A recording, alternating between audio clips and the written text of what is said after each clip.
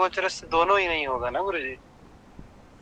अरे प्रभु, जो नियम बताए थे अगर उसमें है तो होगा, नहीं है तो नहीं होगा। सूर्य के साथ ये थोड़ी लिखा था शनि सूर्य के साथ हो। नियम में क्या गुरुजी लिखा अस्त था? लिखा है ना गुरुजी, आपने लिखवाया था जैसे। अस्त सूर्य के साथ होने से जरूरी थोड़ी है कि अस्त हो। वो कितने अंश पे, जो जो अंश बताया गए थे शनि का जो है दूरी इतना अंश हो, उसमें अगर अस्त होगा तब, अगर उतने अंश से ज्यादा होगा, अस्त नहीं होगा तब। सूर्य के साथ अस्त नहीं होता था। अंशात्मक दूरी से पता चलता है कि अस्त। बताऊंगा अंशात्मक दूरी किस ग्रह की कितना है। दस्रेन्द्र भास्कराचार्य दस्रेन्द्र शैल भुव शक्र रुद्राक्ष चंद्रा तृतीय क्रमेण, ठीक है, वहां निर्धारण किया गया। जी ठीक है। इतने मात्र से नहीं, अंशात्मक दूरी तय करती है।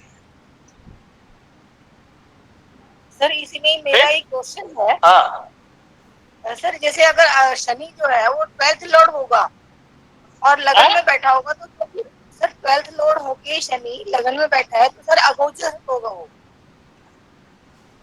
अगोचरस्थ होगा। हाँ सर, उसमें लॉर्डशिप देखनी पड़ेगी ना सर, कि मतलब 12th लॉर्ड नहीं होना चाहिए, 12वें का स्वामी नहीं होना चाहिए, या 6ठे 8वें का स्वामी नहीं होना चाहिए और लगन में नहीं बैठा सर। ये 8वें से संबंध ना हो, मतलब उसमें बैठे स्वामी हो जाए तो बैठे नहीं। हाँ, अगर द्वादशेष होकर द्वादश में हो जाए तो ठीक है। बट सर अगर वो है द्वादश का स्वामी होके लगन में बैठ जाए, या द्वादश में ही उच्च का सूर्य उच्च का शनि बैठा हो, तो सर उसको अगोचरस्थ कहेंगे या गोचरस्थ कहेंगे सर? गोचरस्थ कहेंगे। गोचरस्थ क्यों बोलेंगे? अरे 6-8 12 में ना बैठे, बैठे नहीं, ठीक है। अच्छा स्वामी हो सर, कोई दिक्कत नहीं। हाँ, स्वामी हो गए, उच्च हो जाए, कहीं बैठ जाए, अपनी जो है पता लगा वो कुंभ लगने कुंडली में, तब तो पर्वत योग बना देगा ना। द्वादश होगी, द्वादश में बैठे तो नियम लागू नहीं होगा ना। 6-8-12 का स्वामी बैठे हर्ष सन विमल योग बनाएगा। कि कौन सी नई बात आप डिस्कस कर रही, तो सब सामने की बातें हैं, पता है, बता ही दिया गया है 1000 बार। इसमें तो कोई डाउट होना ही नहीं। गुरुजी के प्रश्न बाद में ले लेना। मैं ये कह रहा था गुरुजी के प्रश्न बाद में ले लेना, नहीं तो ये सारा समय से ही खा जाए। अरे नहीं, चलिए देखिए, स्क्रीन दिख रहा है जी।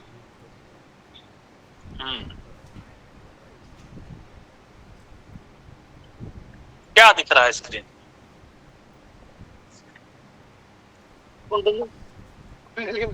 कम है, नहीं दिख रहा है। और बताइए। खाली कुंडली है गुरुजी, 12 भाव दिख रहे हैं। और किसको क्या दिख रहा है बताइए। ये जैसे द्रोणाचार्य जी ने पांडवों से प्रश्न किया था ना कि क्या दिख रहा है, कोई कह रहा है दिख रहा है, पांचों भाई दिख रहे हैं, ग्वाम दिख रहे हैं, त्रिभुज और वर्ग, त्रिभुज और वर्ग। हाँ, और क्या दिख रहा है? गुरुजी का जी लाइनें हैं, भाव दिख रहे हैं, आड़ी की लाइनें हैं।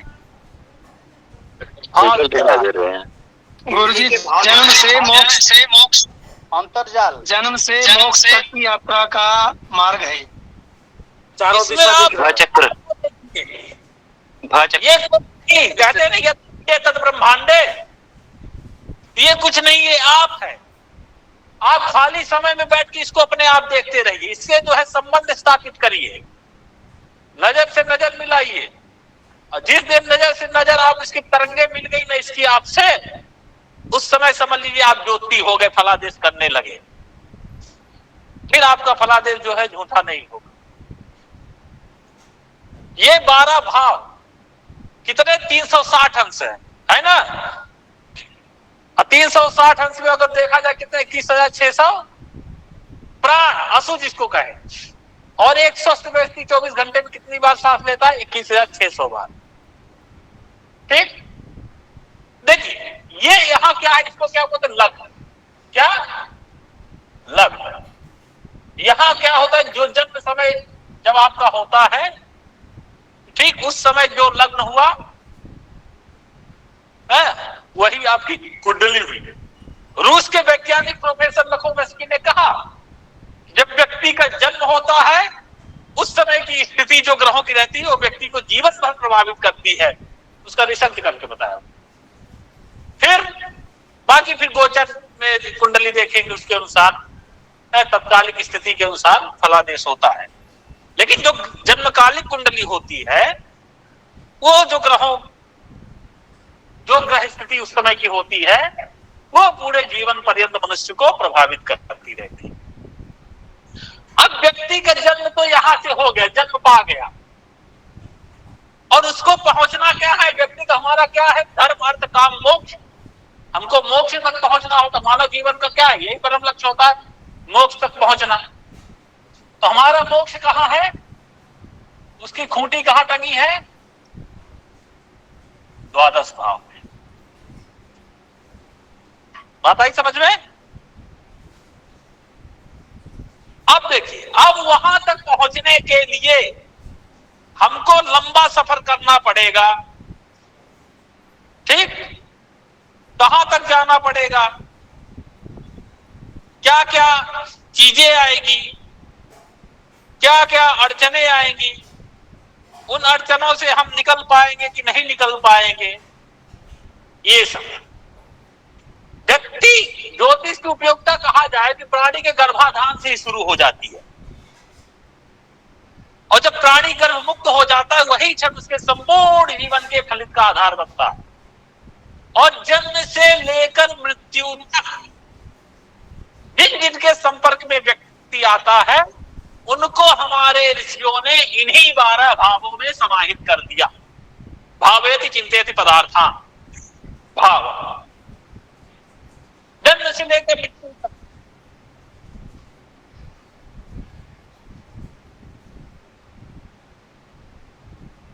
गुरुजी आवाज नहीं आ रही। गुरुजी लेफ्ट कर गए। बोलेंगे तब आएगी ना।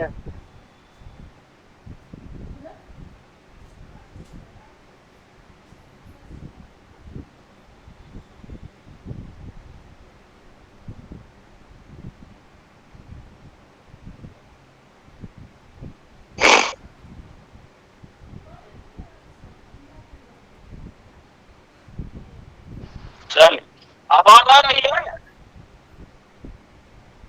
जी गुरुजी। तो जन्म से लेकर मृत्यु तक व्यक्ति जिन जिनके संपर्क में आता है, उनको हमारे ऋषियों ने इन्हीं 12 भावों में समाहित करके रख दिया। कहीं नहीं जाना, केवल 12 भाव। जैसे आपका जन्म हुआ, जन्म के समय आपको जाति एक मिल जाती है, किस कुल में जन्म लिए, रंग मिल गया, रूप मिल गया, ठीक, एक जन्म स्थान मिल गया आपको, है ना। जन्म स्थान, किस स्थान में आप पैदा हुए हैं, वो स्थान कभी आपके साथ नहीं छूटता। जब जब कुंडली आप वो करेंगे, उस स्थान की आवश्यकता पड़ेगी। समय इत्यादि सब आपको मिल गया, कहां से, प्रथम भाव से। लेकिन मात्र इतने से तो काम चलेगा नहीं। ये तो जन्म समय जातक को जो प्रभु कृपा से प्राप्त एक सर्वोत्कृष्ट मनुष्य शरीर मिल गया, लेकिन आपको पहुंचना कहां है, आपका लक्ष्य कहां है, द्वादश भाव तक। तो ऐसे तो पीछे साइड से ऐसे नहीं जाएंगे कि मारेंगे धक्का, पीछे कदम बढ़ाएंगे तो ऐसे पहुंच जाएंगे, ऐसा नहीं है। पूरा यहाँ ऐसे घूमते, एक प्रथम द्वितीय से तृतीय चतुर्थ से होते हुए तब जाएंगे यहां तक आप। शॉर्टकट तो तरीका होगा नहीं। तो आइए इस यात्रा का उत्तरोत्तर विकास में हम चलते हैं। आज हम द्वादश भाव की यात्रा करते हैं। कैसे? अब आपको मान लीजिए शरीर मिल गया, लेकिन अगर जो एक शिशु बच्चे को दूध ना मिले खाद्य पदार्थ सामग्री न मिले तो शरीर चल नहीं सकता है कि नहीं। तो उसके लिए क्या, जो हमारा धन का स्थान हुआ ये हुआ,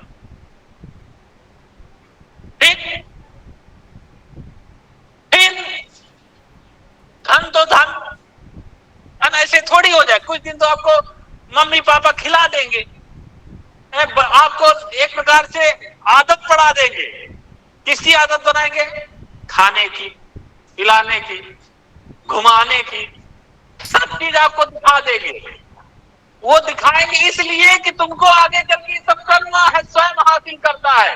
काश न दिखाए होते, एक जंगल में जाके बैठा दिए होते, कितना भागा भागाटा करना पड़ता, इतना पढ़ाई आज जुड़ के हम लोग ऑनलाइन में पढ़ रहे होते, कहीं जंगल में अपना तपस्या साधना कर रहे होते, है कि नहीं। अब ये पढ़ा के इतना दिखा दिए, शुरू में खिला दिया, आदत बढ़िया पिज्जा खिला दिए, कब तक खिलाएंगे? फिर कहेंगे पढ़ो, फिर कहेंगे नौकरी करो, ये सब सारी चीजें। तो उसके लिए फिर क्या, अब आप लग जाइए, आदत तो पड़ गई है आपको बढ़िया रसमलाई खाने की। अब उसके लिए फिर आइए परिश्रम करिए। तो उसके लिए कौन सा भाव है?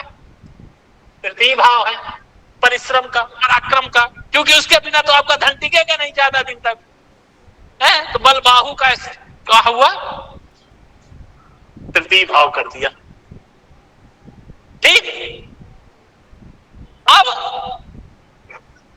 अन्न भी आपका कब टिकेगा, परिश्रम भी कब रहेगा? तभी सार्थक है जब आपका काम में मन लगेगा, जब कार्य करने की आपकी भावना हो, रुचि हो, है कि नहीं। तब उसके लिए भावनाओं, कामनाओं, मन का भाव आ गया चतुर्थ। भावना, कामना, मन, ठीक। भावना, कामना, मन का, इसीलिए चौथे भाव में रखा, क्योंकि धन परिश्रम, आपका शरीर हो गया, धन हो गया, परिश्रम हो गया, ये तब तभी सार्थक होंगे जब आपका कार्य करने की रुचि होगी, भावना होगा, कामना होगी मन में, तब। अब देखिए, किसी का माइक खुला खटखट कर रहा है, कौन महोदय है? तो देखिए, चार चीज, आपका जन्म स्थान, रूप, रंग, जाति मिल गई, धन मिल गया, परिश्रम मिल गया, आपके अंदर भावना, कामना, मन भी हो गई, सबका रुचि भी हो गई। लेकिन ये सब आपके, मान लीजिए चतुर्थ भाव इच्छा शक्ति भी हो गई, ठीक। लेकिन ऐसे काम नहीं चलेगा। शरीर, धन, परिश्रम, इच्छा शक्ति सब कुछ है आपके पास, लेकिन आपको कार्य का विधि ज्ञान नहीं है, उस कार्य को कैसे करना है, विचार शक्ति नहीं है। उत्साह है कि हाँ ये काम करेंगे, लेकिन उस काम को कैसे करना है ये नहीं पता आपको। तो उसके लिए विचार शक्ति का भाव कौन सा आ गया? पंचम भाव, जिसको हम बुद्धि कहते हैं, विचार शक्ति, ठीक। चलिए यहां तक तो पहुंच गए किसी तरह। आपका क्या मिला? धन भी मिल गया, परिश्रम भी मिल गया, कार्य करने की शक्ति भी मिल गई, विचार शक्ति भी मिल गई। लेकिन अगर आप सांसारिक विरोधी शक्तियों, अड़चनों और कठिनाइयों से आप नहीं निकल सकते, तब आप मोक्ष तक नहीं पहुंच सकते। तमाम तरह की कठिनाइयां आएंगी, उसके लिए कौन सा भाव है? षष्ठ भाव। कठिनाई, अड़चन, शत्रु, सांसारिक, आप नहीं निकल पाएंगे इससे, तो ये सारी चीजें धरी रह जाएगी, तमाम तरह के कष्ट आएंगे। आपको विचलित नहीं होना है। आप अगर यही छठे भाव पे रुक के रह गए तो आप जीवन भर यहीं पड़े रहेंगे, आगे नहीं बढ़ पाएंगे, ठीक। इसलिए कोई भी आए, कोई भी अड़चने जीवन पे आए, उससे हमको विचलित नहीं होना चाहिए। हमेशा अपने लक्ष्य की ओर अग्रसर होना चाहिए, क्योंकि अभी आपको बहुत आगे जाना है। आप यहीं से घबरा गए तो फिर आगे नहीं बढ़ पाएंगे। फिर अब इतना आते आते, ठीक, इतना आते लाते लगा कि अरे अब तो थक गए हैं, अब किसी साथी की जरूरत है, अब चला नहीं जा रहा है। तब क्या करें? उसके लिए सब कुछ हो, आपको सब कुछ हासिल कर रहे हैं, लेकिन आपको दूसरों के साथ चलने की आप में हिम्मत नहीं है, तो आप आगे नहीं बढ़ सकते। इसलिए इसके बाद आ गया ये भाव, आपकी वीर शक्ति, जो आपको आगे लेकर चलती है।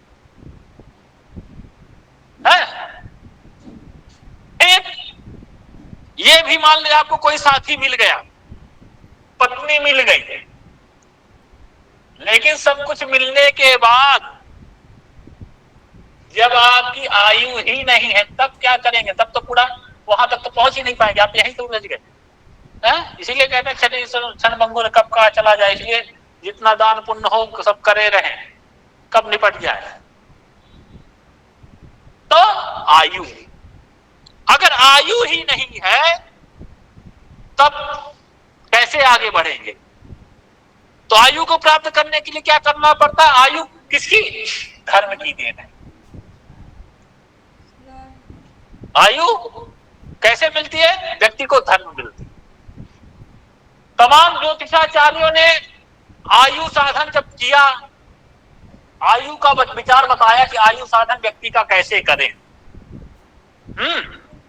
तो उसमें बताया कि ये जो मैं आयु बता रहा हूं वो उनके लिए है कि ये धर्म मार्ग दीर्ता विजितेव भक्ता, ये पत्त भोजनता विजितेन्द्रियाश्च, ये मानवा दलद सत्कुल सीमा तेसा विदम कथित राय दुरार देवी। मतलब जो व्यक्ति धर्म के मार्ग में चलते हैं, देवताओं साधु संतों के प्रति श्रद्धा रखते हैं, क्या खाना चाहिए क्या नहीं खाना चाहिए इसका भली बात विचार करके चीजें खाते हैं, पथ्य कुपथ्य का ध्यान रखते हैं, अपने इंद्रियों को बस में किए हुए हैं, उनके लिए जो ज्योतिषी आयु बताई गई है उनके लिए ही होती है। वो फिर आप ज्योतिषी साधन करेंगे कि हाँ ये जातक इतने वर्ष जिएगा, वो आयु आपकी सटीक निकलेगी। बाकी यहाँ व्यक्ति अपने कर्मों के द्वारा आयु का ह्रास भी दिन प्रतिदिन कर सकता है। आपकी आयु है 100 साल, लेकिन आप चाहें तो अपने उसको आप 50 साल या 20 साल ही बना सकते हैं, आपके कर्मों पे डिपेंड करता है। आप धर्म करिए, इसकी आयु बढ़ेगी, अधर्म करेंगे तो आयु ही नहीं। अब रावण को कितना वरदान मिला था राज्य करने का, कई करोड़ों वर्ष, लेकिन वो जी करके ऊब गया था, है ना कि एक ही रूटीन अगर डेली फॉलो करो बोरिंग लगने लगता। तो वही उसके साथ हुआ, एक रूटीन डेली फॉलो करता गया, बोर हो गया, बोला अब नहीं रहना है। तो क्या किया? कुछ लगा पाप करने, पहले धर्मात्मा था ना, लगा पाप करने, लोगों को परेशान कर, कि पृथ्वी भी त्राही त्राही कर चुकी। फिर भगवान को अवतार लेना पड़ा, तब वो इतना उसका पुण्य था, कुछ नहीं हो रहा था, बोले अब क्या करें? तो सीता माता को जो है हरण कर ले गया, तो फिर भगवान को उसको मारा। अधर्म के कारण उसने अपनी आयु का ह्रास किया, नहीं तो रावण आज भी होता है कहीं ना कहीं, कौन मार पाता उसको। तो ये चीजें हैं। फिर तो आपकी नैतिक जीवन व आध्यात्मिक उन्नत क्या है? दीर्घ जीवन की गारंटी है। इसलिए नवम स्थान क्या है? धर्म का है। लेकिन धर्म भी क्या है? धर्म के लिए तो कुछ कर्म करना पड़ेगा ना आपको।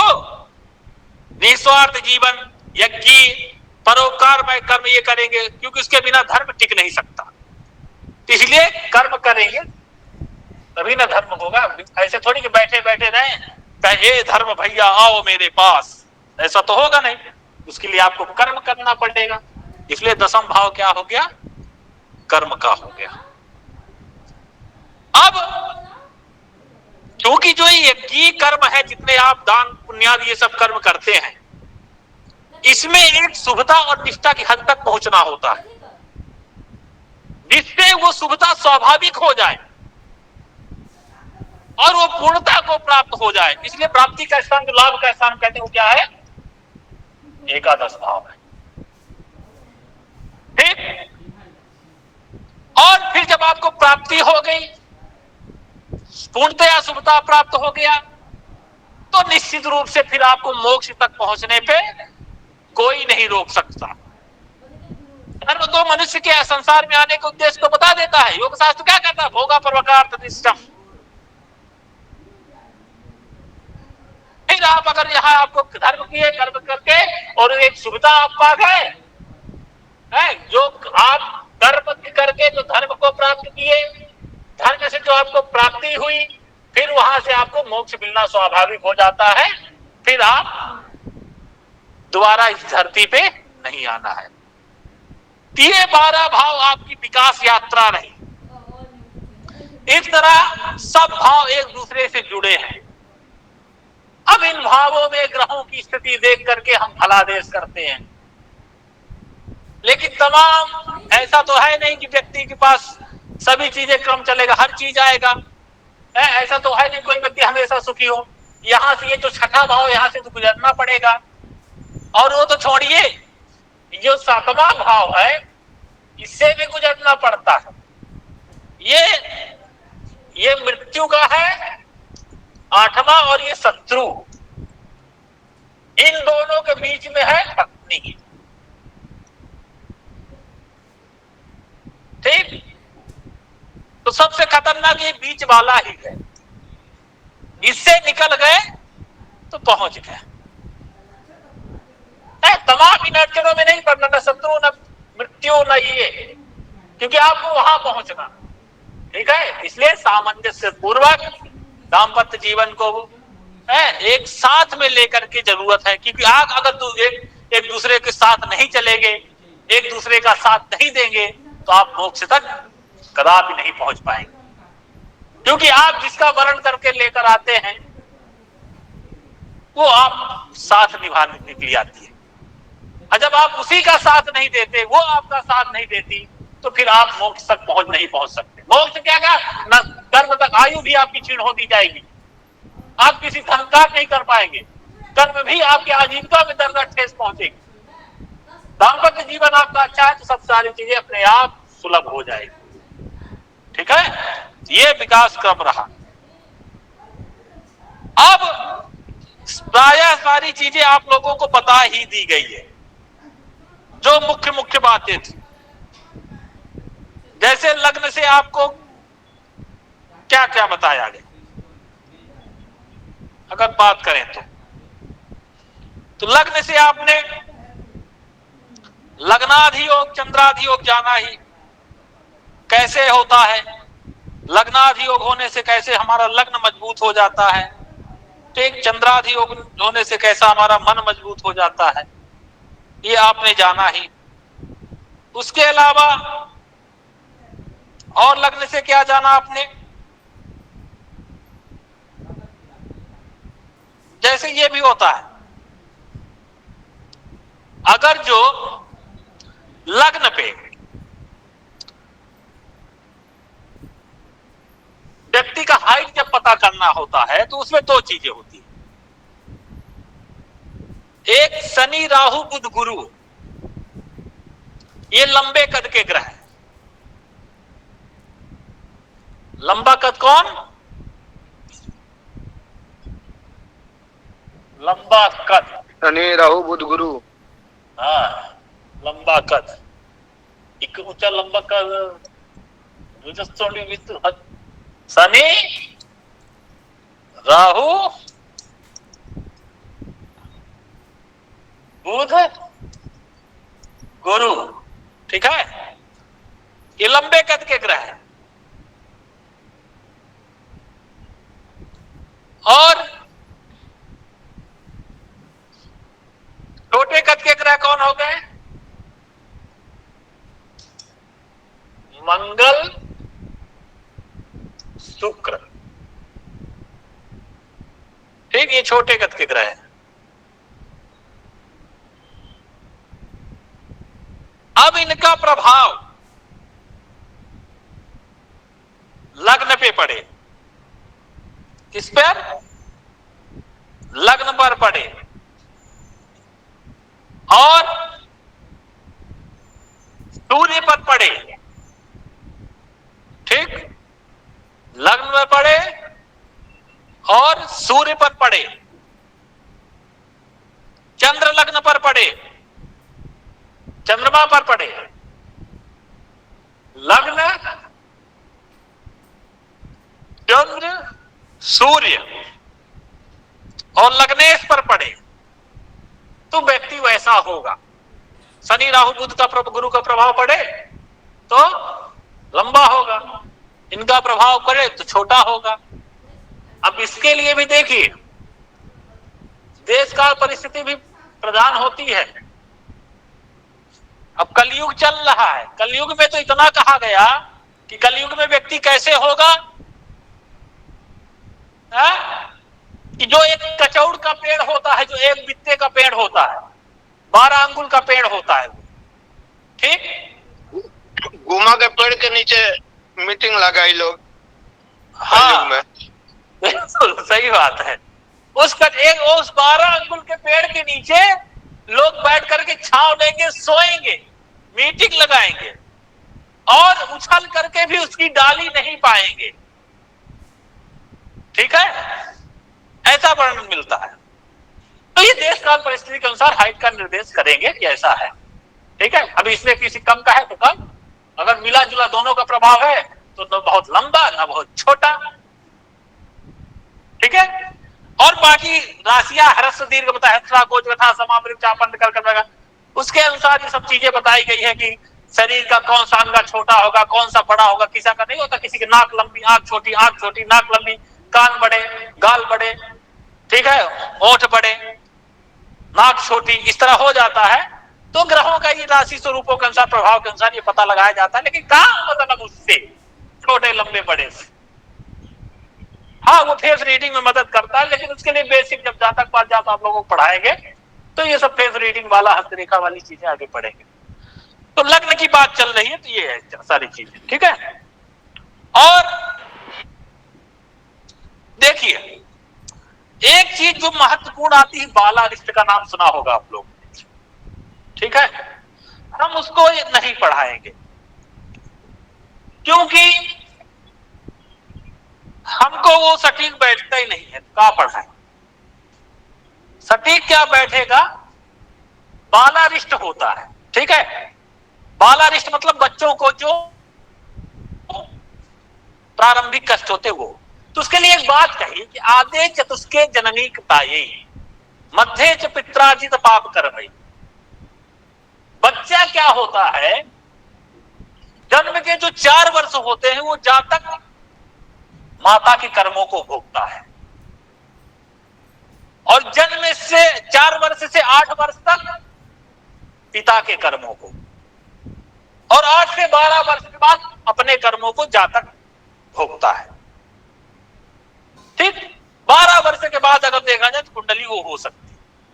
बाकी आप अरिष्ट योग देखेंगे तो अरिष्ट भंग भी आपको कहीं ना कहीं मिल जाएगा। कोई भी कुंडली दिखाई, आप लोग अरिष्ट का फलादेश कर दे, समझ नहीं पाते चीजें क्या है। अरिष्ट कहने ये चंद्रमा यहां बैठा अरिष्ट योग है, और वहीं पे अरिष्ट योग भंग भी बन रहा होता है कहीं ना कहीं किसी ग्रहों से सीधे, तब क्या कहेंगे। तो ये कहीं ना कहीं जो है कई कारण होते हैं बालकों को कष्ट के लिए। कहा पितृदोषामिता के चित, कुछ बच्चे पितृदोष के कारण। हाँ, पितृदोष देखिए ये भी बहुत चल गया है। लोगों को अगर कुछ चीजें कुंडली में नहीं पता होती तो 2 चीज कहता है, पहला काल सर्प दोष और दूसरा पितृदोष। लेकिन वो पितृदोष नहीं बताता जो शास्त्रों में लिखा है। बृहद पाराशर होरा शास्त्र में पितृदोष के लिए जो है बताया है कि पुत्र स्थान गते भानो नीचे बंदा सिद्धे पार्श्वे योगूर संबंधे पितृशापा सुतक्षय है। वहां पितृशाप से सुतक्षय की बात है, उसी को पितृदोष कहते हैं। केवल पितृ ने वह ऋषि साप कहा, सर्प साप कहा, भगनी साप कहा, मातृ सापा सुतक्षया कहा, माता के साप से जो है बच्चे का मृत्यु हुई, कई तरह से कहा। उसका आप बृहद पाराशर होरा शास्त्र होगा तो देख लीजिएगा, लास्ट में दिया होगा सापाध्याय में, नहीं तो जो है पीडीएफ आप लोगों को भेज देंगे तो उसको पढ़ लीजिएगा। ठीक, तो पितृदोष से कुछ बालकों को कष्ट होता है। केचित बालक ग्रही तथा, और कुछ बालक ग्रह होते हैं।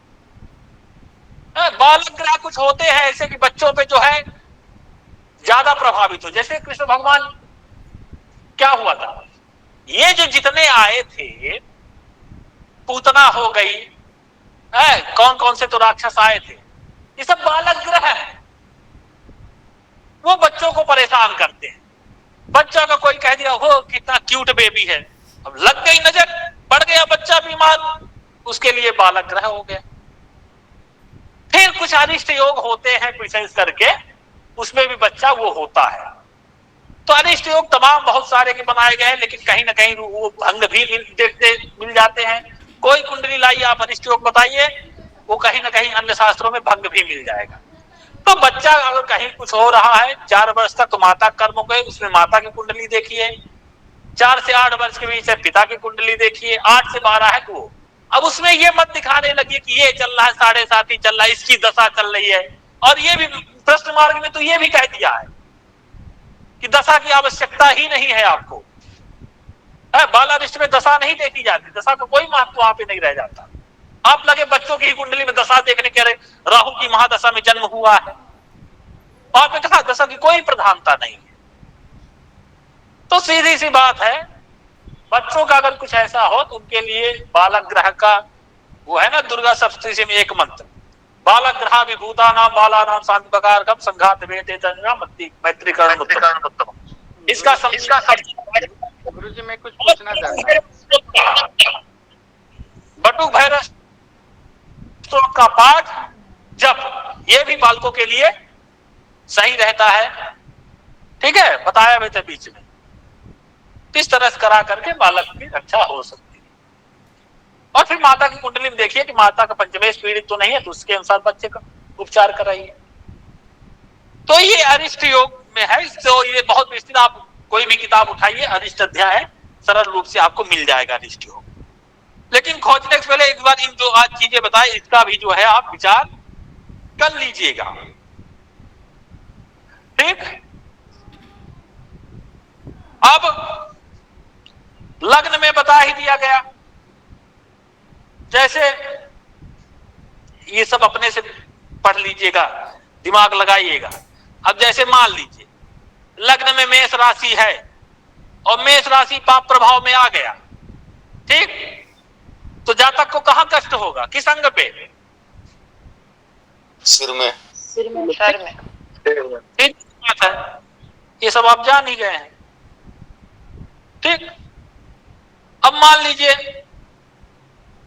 लग्न में मंगल हो, शत्रु राशि में हो, पापक ग्रहों से दृष्ट हो, तो कैसा रोग होगा, मज्जा संबंधित, मज्जा संबंधित, रक्त संबंधित, मज्जा संबंधित सूखा रोग होगा। पापक ग्रहों से दृष्ट है, पाप युक्त है, तो कौन सा रोग होगा, सूखा रोग होगा, चर्म रोग होगा। बस, तो ये सब जानते हैं आप। ठीक है, तो ये तो बताने की जरूरत नहीं है। तो ये प्राय सारी चीजें आपको लग्न से संबंधित बता दी गई है। लग्न से दशम में फिर जीविका का ही बता दिया गया, लग्नाधि योग चंद्राधि योग पढ़ा ही दिया गया। ठीक है, अब लग्न से जो है मनुष्य का स्वभाव भी पता चल जाता है, चतुर्भाव चंद्रमा से भी और लग्न से भी, कि व्यक्ति का कैसा सोच है, कैसी वो सोच रखता है। लग्ने गुरु दानव पूजितेन युक्ते सदा विशुद्ध चित्तम, मतलब जब लग्न में शुक्र से युक्त गुरु हो तो मनुष्य का मन शुद्ध होता है, सात्विक प्रवृत्ति का होता है। वही शुक्र अगर कन्या के राशि में हो तब भी वही होता है। ये सब सारी चीजें हैं। चंद्रमा के साथ राहु हो तो बताया ही गया है, क्या होगा, मन बेचैन रहेगा उसका, मानसिक कष्ट, हाँ मानसिक कष्ट, मतलब देखिए असमंजस में रहेगा इधर उधर। ठीक है, कभी कभी मूर्खतापूर्ण कदम उठा लेता है। अब वही मान लीजिए लग्न लगने से निर्बल हो जाए तो व्यक्ति क्रूर हो जाता है,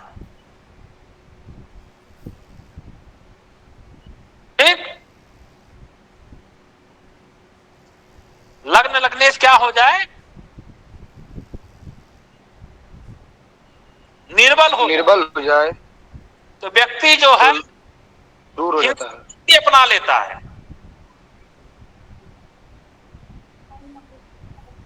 जैसे एक कुंडली देखिए,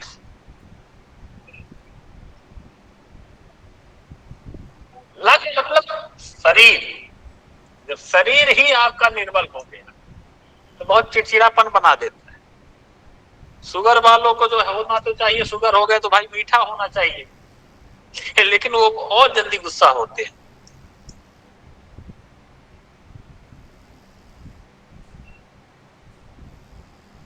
देखिए लग्न में मंगल हो गया, ठीक, यहाँ पे हो गया बुध और चंद्रमा, यहाँ हो गया केतु, यहाँ हो गया गुरु, यहाँ हो गया शुक्र, यहाँ हो गया शनि, यहाँ हो गया बुध, सूर्य, राहु। अब देखिए इस कुंडली में गुरुजी चतुर्थ भाव में बुध लिख दिया गुरुजी बुध 2 बार है, बुध 2 बार बैठा दिए आपने, एक जगह बैठ जाए गुरुजी। उसके बाद चंद्रमा को बैठा दीजिए।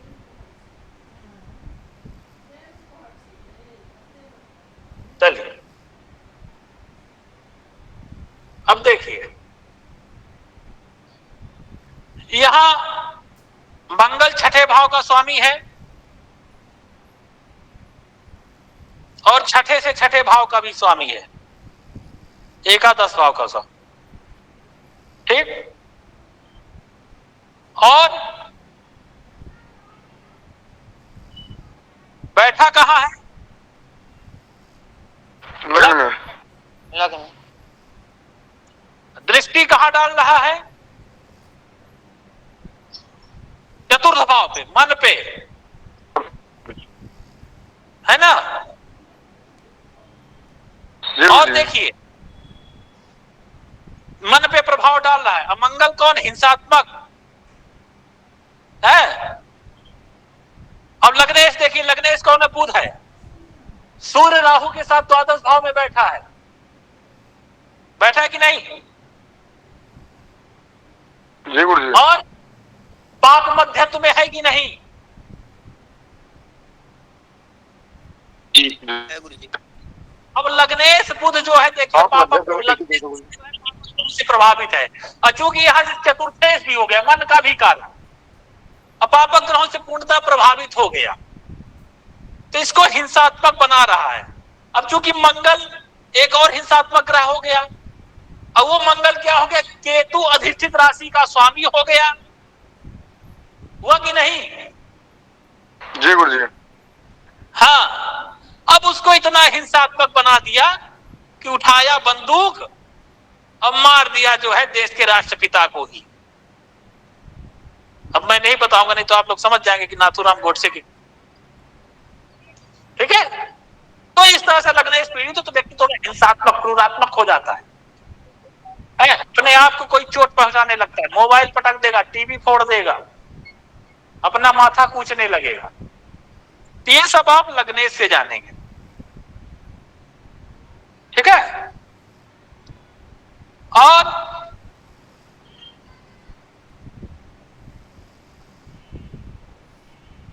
ये भी बहुत सारी चीजें पता चल जाती लग्न पे, अगर किसका प्रभाव, तो कहाँ जन्म होगा, किस कुल में, ब्राह्मण कुल में, क्षत्रिय कुल में, ठीक है। वो बहुत सारी चीजें, लेकिन अब क्या पढ़ेंगे, अब समय बहुत कम रहा। मैं चाहता हूं अधिक से अधिक आप पढ़ लें। गुरुजी मृत्यु वाला आप बता रहे थे उस दिन, बताया नहीं गुरुजी। कौन मृत्यु वाला? कि मृतक की कुंडली कैसे पता चलेगा? हाँ, मृतक की पता कैसे चलेगा, जीवित के कैसे पता चलेगा, स्त्री का कैसे पता चलेगा, कि स्त्री के ही कि पुरुष की कैसे पता चलेगा, कि देश में है कि विदेश में है, परदेश में है, कहाँ है, ये सब पता चलेगा। उसके लिए बहुत 1 महीना आपको बेसिक पढ़ना पड़ेगा। तो बताएं गुरुजी, अभी आपने बताया कि जन्म से 4 वर्ष तक माता का कर्म रहता है, तो छोटे बच्चों में माता की कुंडली देखना है उसकी भविष्य के लिए। माता की कुंडली, हाँ, माता की जरूरी नहीं माता के कर्म से। अब माता का कर्म भी कुंडली से माध्यम से पता चले कि नहीं पता चले, ये सब बड़ा रिसर्च का विषय है। जी। अब क्या जानना चाहते हैं, क्या कहना चाह रहे हैं, बोलिए। कहते हैं गुरुजी 12 वर्ष तक बच्चों की पत्रिका नहीं देखना चाहिए, ऐसा भी कहते हैं कई लोग, पता नहीं। कभी एकदम ने बनानी ही नहीं चाहिए। अच्छा, बनानी नहीं चाहिए। बनानी चाहिए। अच्छा, तो 4 वर्ष तक माता का कर्म, 8 वर्ष तक पिता का कर्म, फिर 12 वर्ष तक किसका कर्म था गुरुजी? अपना, बच्चे का खुद। अच्छा, अपना। हाँ, अरे तू देखना चाहिए तब ना पता चलेगा। अच्छा, कि हमारा बुझा तो बबुआ सीएम हुई है, वो से ऊपर डीएम हुई है ना। जी गुरुजी। कैसे बिना कुंडली नहीं देखेंगे तो कैसे पता चलेगा, कैसे दिशा होगी जब आप कुछ देखेंगे नहीं। देखना चाहिए, बशर्ते आप अरिष्ट के मामले में आप आयुष कला निश्चेतुम न शक्यते, ये कह दिया गया कि आप निश्चित नहीं कह सकते। फिर कहा कि माता पिता पिता बाप कर्मणा, माता पिता के कर्मों के द्वारा। इसलिए आप वहां पे ज्योतिष पास ले जाएंगे तो कारण बता देगा कि भाई इसकी दशा चल रही राहु की इस वजह से, जबकि ये भी कहा है कि भाई राहु ग्रहों की दशा भी मान्य नहीं होती, तब क्या करेंगे। फिर आप अरिष्ट योग बताएंगे, जबकि आप वहीं कहीं देखेंगे, पता आपको नहीं होगा, अगर पता होगा तो आप जान जाएंगे अरिष्ट भंग योग भी बन रहा है, तब क्या करेंगे। तो क्या देखेंगे, क्या कारण वहां बताएंगे, बोलिए, कहीं ना कहीं मिल जाएगा। जो उपाय बताया उसको करा करके वो कर देना चाहिए। कारण क्या, ज्योतिष कह देंगे तो कोई कारण बता देगा, काल संयोग है, ये है, ये यहाँ बैठा बना रहा है ये। लेकिन जो वास्तविकता क्या है वो खुद अपने आप को जानना चाहिए। बाकी आपको जो कारण बता करके आप वो उपाय बताइए, बटू भैरव स्त्रोत का पाठ कराइए, जो वो बताए वो करवाइए, है कि नहीं। लेकिन वास्तविकता क्या है ये भी आपको अंतर मन में अपने जानना होगा। ठीक,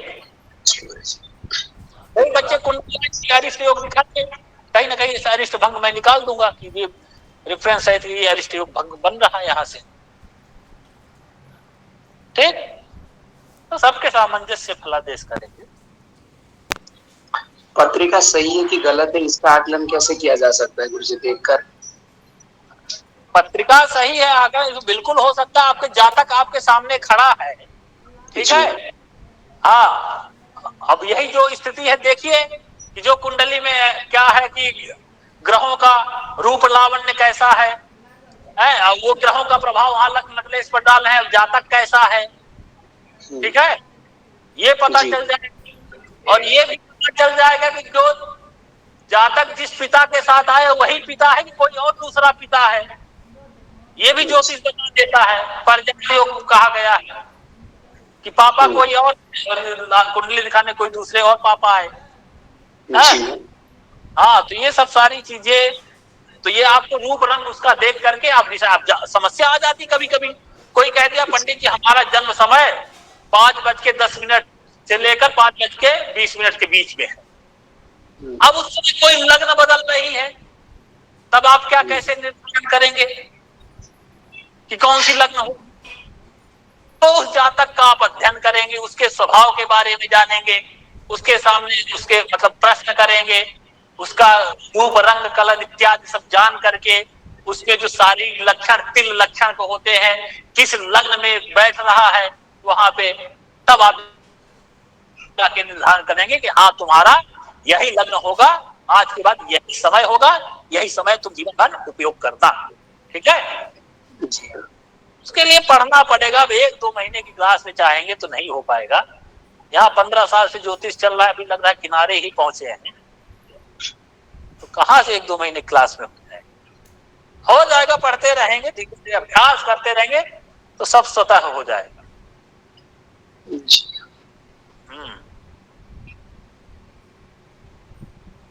और सब पंचांग में इसको क्या कह, रहस्यम परमम पुण्यम है, ये परम रहस्य है और ये सबको देना नहीं चाहिए, नहीं तो पाप भी लगता है, प्रायश्चित करना पड़ता है। गलत हाथ में ये विद्या नहीं जानी चाहिए। ठीक, अनाधिकारी, इसका भी ज्योतिष का भी अधिकारी होता है। कैसा अधिकारी होना चाहिए? कहा ग्रह गणित होरा ग्रंथार्थ बेटी, आपको ग्रह गणित पूरा आता हो, ठीक, पूरा आप पंचांग बनाना जानते हो, आपको संहिता आती हो रहा तो कहीं पढ़ ही रहे हैं, तब ये जब चीजें हैं क्या है बताई जाती है। अधिकारी का लक्षण क्या है ये आपको पढ़ना, तो बृहद संहिता का संवत्सर सूत्र है, प्रश्न मार्ग पढ़िए, उसमें बताया ज्योतिषी के क्या नियम होते हैं, ज्योतिषी के क्या अधिकार होते हैं, कैसा अधिकारी होता है ज्योतिष का। अधिकारी मतलब ये आईपीएस अधिकारी नहीं, पढ़ने के लिए अधिकारी, पढ़ने के लिए आप जो है उपयुक्त हैं कि नहीं, आप में वो सामर्थ्य है कि नहीं, आप वो अधिकार अपने ऊपर सामर्थ्य रखते हैं कि नहीं पढ़ने का, कैसे आकर के जो है आपने पढ़ लिए, ठीक, ज्योतिषी के योग हैं कि नहीं आप में, ये सब सारी चीजें भी देखना। पढ़ते रहिए कुछ ना कुछ मिलता जाए, ठीक है। अब चलिए एक योग जल्दी से पढ़ लेते हैं। देखिए कुंडली का जो पंचम भाव होता है क्या होता है? बुद्धि का, विद्या, किसका होता है? तकनीकी, अरे बुद्धि तकनीकी एक ही है, विद्या विचार शक्ति का तकनीकी कोई चीज ला संतान बुद्धि विचार नवम भाव किसका है? धर्म और कर्म, ठीक है। अब ये देखिए ये क्या है, अब माइक बंद कर दीजिए। ये नवम भाव क्या होता है? भाग्य है। क्या है? भाग्य का स्थान, ठीक। और नवम से नवम कौन हुआ? पंचम। इसको तो भाग्य ले लेंगे, भाव पंचम है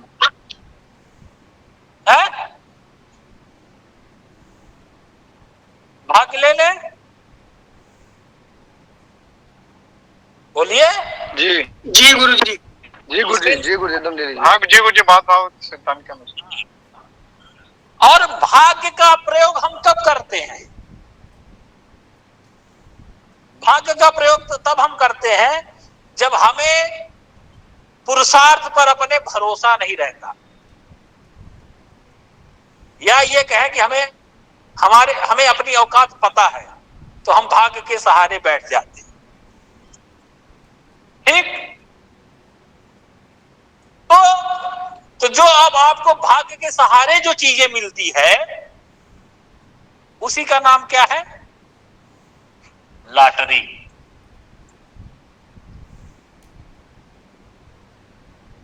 ठीक। तो कुंडली में पंचम भाव सट्टे तथा लॉटरी का स्थान है, और नवम भाव भी नवम से नवम होने के भाग्य का कह लीजिए, भाग्य का द्योतक भी पंचक हुआ है, क्योंकि बताया ना पुरुषार्थ के परिणामों में जब कम विश्वास रहता है, जब दैवी योग से प्रभु की पास से आशातीत रूप से अधिकारी ना होते हुए भी वो जब आपको चीज मिल जाती है तो हम भाग्य का नाम देते हैं, ठीक। चूंकि भाग्य के लॉटरी सट्टा क्या है? जनता का धन है, तो जनता का भाव क्या है? चतुर्थ भाव। अब जब जनता का चतुर्थ भाव हो तो जनता के धन का भाव कौन सा होगा? अष्टम। अरे द्वितीय भाव होता है ना धन का, जनता का धन द्वितीय, पत्नी का धन अष्टम, पुत्र का धन षष्ठ, ऐसे ना होगा? दिमाग लगा। हाँ, अब चलिए पंचम भाव। और एक बात, लॉटरी से संबंध क्या है जैसे आपको ध्यान रखना चाहिए, जब इनाम में किसी को प्राप्त होता है, व्यक्ति उसकी आशा नहीं कर रहा होता, अचानक से अनएक्सपेक्टेड घटना होती है, तो ये जो अनएक्सपेक्टेड घटना होती है अचानक, जिसको कहते हैं सडनली, ठीक, उसका कारक कौन है अचानक का? राहु। और केतु। राहु। केतु अचानक से नजर मिल गई, बात बन गई, मामला फिट हो गया। ये सब अचानक घटना ही करा देता है राहु केतु कभी कभी, क्योंकि अचानक का कारक कौन है? राहु। अब जब राहु और केतु क्या करेंगे? नवम और पंचम से संबंध बना लेंगे। ठीक है, क्या करेंगे? नवम नवमेश पंचम पंचमेश से राहु केतु का संबंध हो जाए। क्या लिखे हैं? जब राहु केतु नव नवमेश पंचम पंचमेश से संबंध बना ले। हाँ, तो ऐसा व्यक्ति क्या कराता है? लॉटरी, सट्टा लॉटरी जो होता है ना, शेयर मार्केट, इन सबसे धन प्राप्त कराता है। कोई शेयर मार्केट वगैरह में कोई इस तरह पूछे कि पैसा लगाए, इन्वेस्ट करें कि ना करें, हमारे लिए कैसा रहेगा, तो आप उसको देखिए लग्न, वो पंचम पंचमेश नवम नवमेश से संबंध बन रहा है कि नहीं बन रहा है। ठीक, तब आप कह सकते हैं। और मान लीजिए इसी में अगर पंचमेश या नवमेश में से कोई बुध हो जाए, पंचमेश और नवमेश से क्या हो जाए? कोई बुध हो जाए, तो ये क्या कराता है? ये और जल्दी चीजें कराता है। बुध क्या है? बुध को ज्योतिष शास्त्र में कहा गया सत्य प्रतापी। ये जो सोचता विचारता नहीं है, जो करना होता है कर देता है। राजकुमार है ना, बालक क्या करता है? उसको जो कहे कर देगा। केतु वही ना पकड़ेगा। इसीलिए राहु को जो है, जब अपना घर चुनना था तो किसको चुना?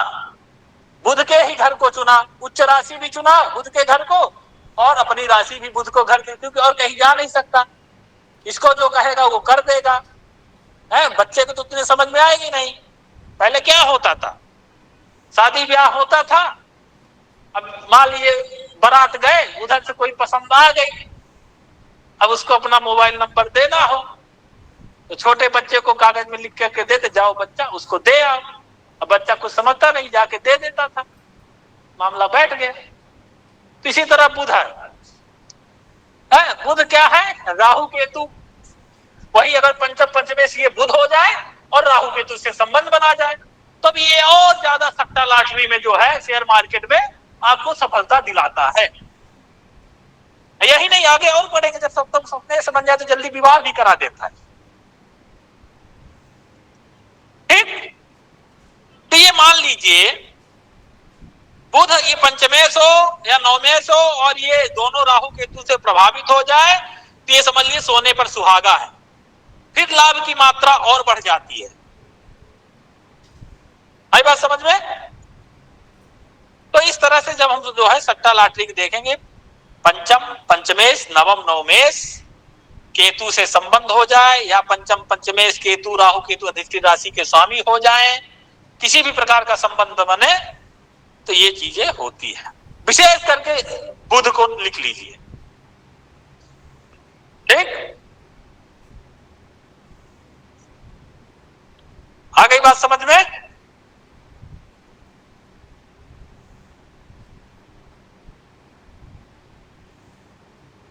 किसी को कुछ जिज्ञासा? सर सप्त सप्तमेश का बुध से संबंध बोल रहे हैं आप कि बुध राहु से यदि सप्त सप्तमेश से संबंध हो जाए तो जल्दी विवाह होगा? नहीं, उसको नहीं बोले हैं, उसको मत सुनिए। चलिए और बताइए। गुरुजी दोबारा बोलना जी। पंचम भाव पर राहु केतु का प्रभाव ज्यादा रहेगा, पाप ग्रह का प्रभाव रहेगा, तो ये तो एक कहीं मानसिक चिंता का भी कारण बन रहा है ना।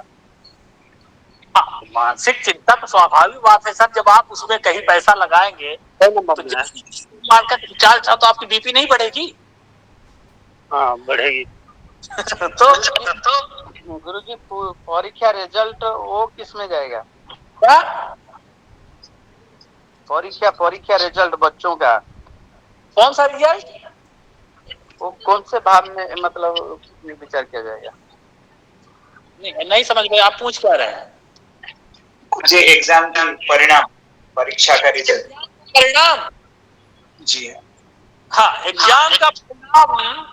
अब देखिए कारण क्या होता है ना कि हम बच्चों से ज्यादा अपेक्षा रख लेते हैं।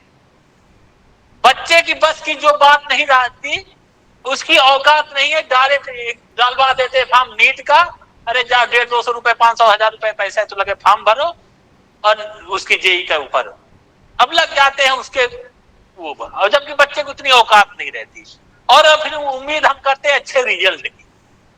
तो ये सब देखिए, पहले तो हम बच्चे की दिशा निर्धारित करें, जो योग बता दी उसमें आप देखिए कि बच्चा इस लायक है।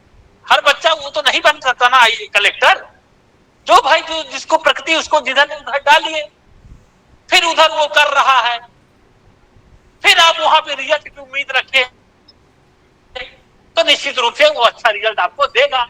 अब पता लगा है कुछ करा कुछ रहे और अच्छे रिजल्ट की उम्मीद रखते हैं।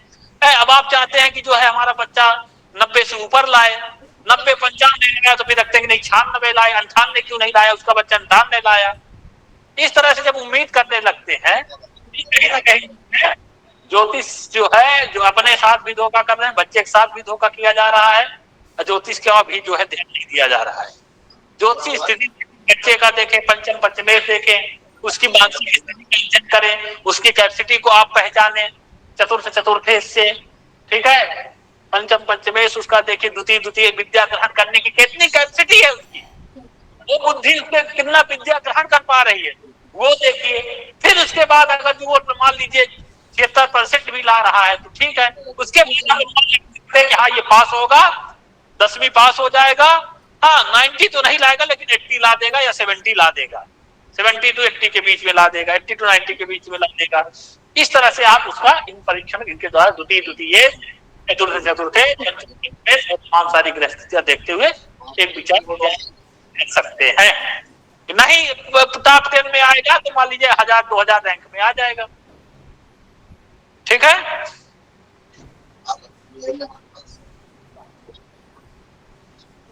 और कुछ गुरुजी आपने जो बुध का बताया ये दोबारा बोलना, यदि पंचमेश नवमेश बुध हो जाए और हमने कहा ना राहु केतु का संबंध पंचम पंचमे नवमेश से हो जाए, संयोग से ये मान लीजिए पंचम पंचमे नवमेश बुध ही हो जाए, तब मैं कहा था। अच्छा ठीक है। हाँ गुरुजी अगर किसी जैसे अचानक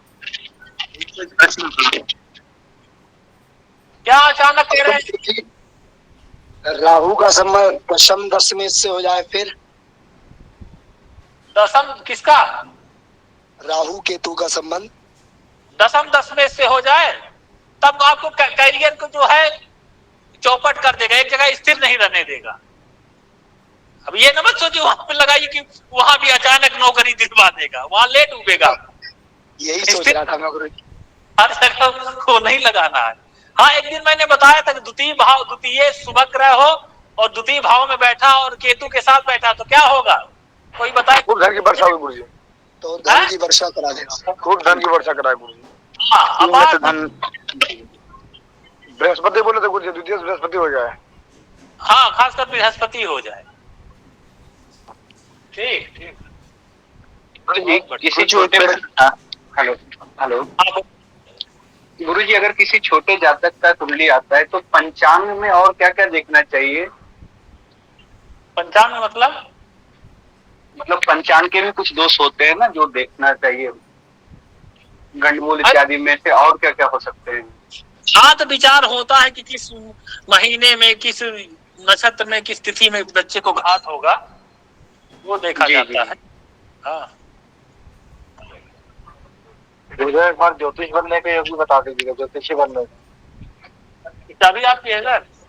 चलिए ठीक है, आज के लिए इतना ही। पंचांग दोष ये देखेंगे कि भद्रा में तो नहीं पैदा हुआ है, कृष्ण पक्ष की चतुर्दशी अमावस्या में तो नहीं हुआ है, व्यतिपात वैधृति योग में तो नहीं हुआ है, ये सब चीजें चेक करेंगे, उसका उपचार करेंगे। गुरुजी सहमत हो तो बहुत बढ़िया, और असहमत हो तो पंचांग में योग नक्षत्र सब देखेंगे, तिथि में देखेंगे, वार में देखेंगे, कौन नक्षत्रों में मूल तो नहीं हुआ, योग में जो है जो मतलब योग है उनमें तो नहीं हुआ, करण में भद्रा में तो नहीं हुआ, भद्रा की भी शांति कही गई है। जी ठीक है। गुरुजी आजकल तो पूरा पूछ करके जन्म करवा लेते हैं, वो कुंडली कितनी मान्य रहेगी गुरुजी जातक की?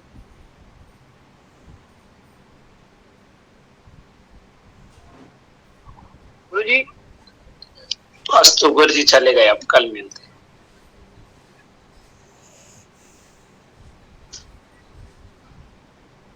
गुरुजी एक प्रश्न था मेरा, यदि कोई शुभग्रह मतलब गुरु या शुक्र कोई बुरे भाव में बैठ जाते हैं जैसे कि छठ वादन, चले गए गुरुजी तो भैया। उस ग्रह को हाँ बोलिए बोलिए, मैं सुन रहा हूँ, एक बार और